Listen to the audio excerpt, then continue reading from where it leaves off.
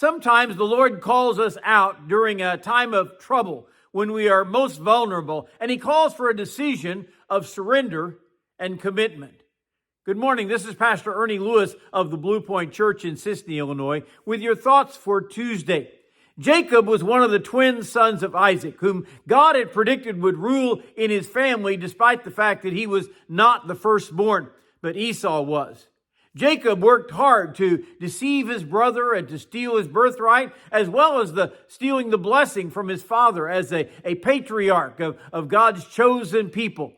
Being threatened by his brother Esau, Jacob fled to Haran to hide out with his mother's family. And while resting along the route, the Lord appeared to him.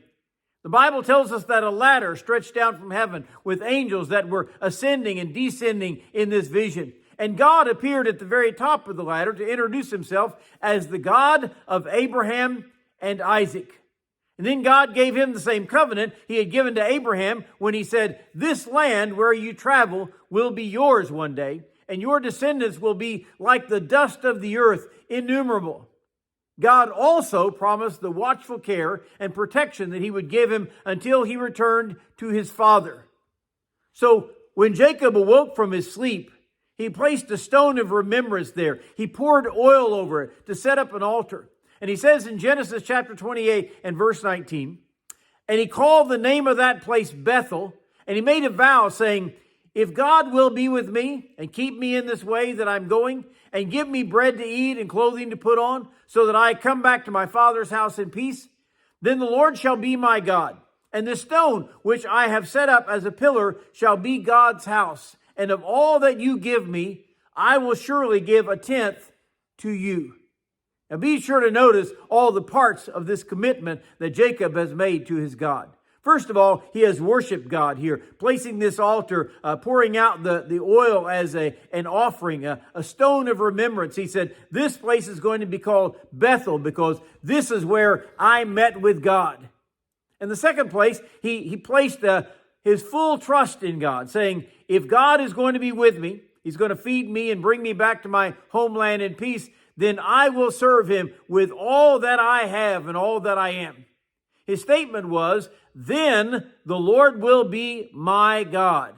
Now, this was a great commitment, seeing that he would go to live with his uncle's family, which had worshiped many different gods. He was going to travel through countries and nations where they all had their own gods that they worshiped. But Jacob said, "No, the Lord will be my God." This was not a hereditary step that says, well, because my father Isaac had worshiped him. No, this was his statement. This was his confession and his commitment. He even said, "Of all that you give me, I will surely give a tenth to you."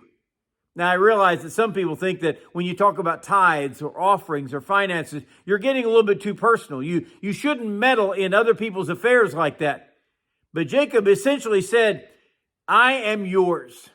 Everything that I have is yours. And all that I acquire that you bless me with, it will be yours too.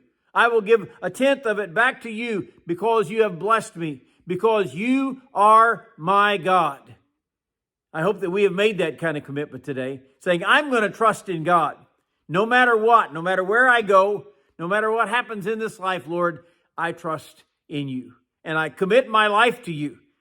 Maybe even that commitment of tithing.